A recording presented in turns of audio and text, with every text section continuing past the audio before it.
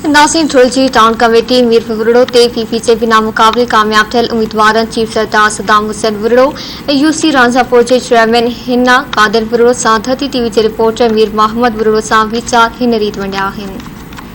जी असी मौजूद आहियूं मीरपुर बुरड़े में पाकिस्तान पीपल्स पार्टी तरफा जेका सो यूसी रांझापुर ऐं मीरपुर बुरड़े टाउन जा जेके चेयरमैन बिना मुकाबले जेका सो कामयाब थी आया आहिनि, जंहिंमें चीफ सरदार सदाम हुसैन खान ऐं कादिर खान जो फर्जंद जेका सो उहो भी यूसी रांझापुर बिना मुकाबले पीपल्स पार्टी टिकट तां कामयाब थियो आहे।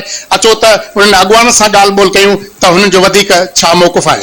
छो त नौजवाननि में जज़्बो हूंदो आहे कम करण जो, ऐं जेके मौजूद वसाइल आहिनि उन तहत इंशाअल्लाह ताला ही नौजवान तमामु सुठो कमु कंदा। असांखे हिननि मां उम्मीद भी आहे, दोस्त भी आंदा आहिनि काउंसलर ते, उन्हनि में भी जज़्बो आहे कमु करण जो, पर मौजूद वसाइल में इंशाअल्लाह ताला ही बेहतर कमु ॾींदा ऐं इंशाअल्लाह ताला अवाम खे हिननि मां तमामु घणी सहूलियत हासिल थींदी।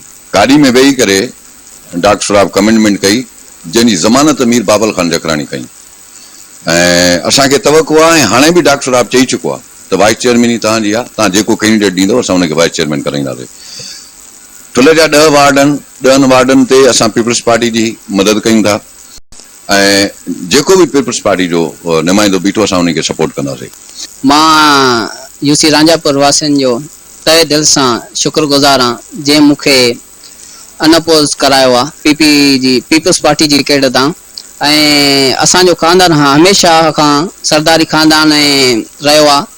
मुंहिंजे वाले साहब बाबू अब्दुल कादिर खान बुरड़े हमेशा कम कया आहिनि हर बिरादरी जा, पंहिंजे बुरड़नि जा, ऐं मुंहिंजे वॾे भाउ सरदार सदाम हुसैन खान भी उन्हनि भी असां सभिनि असांजे सॼे घर ख़िदमत कई आहे सभिनि जी। इंशाअल्लाह असां हाणे रांझापुर जी भी ख़िदमत उअं ई कंदासीं ऐं सॼा तरक़ियाती कम कराईंदासीं इंशाअल्लाह। कैमरामैन रायबल सां गॾु मीर मोहम्मद बुरड़ो, धरती टीवी न्यूज़ ठुल।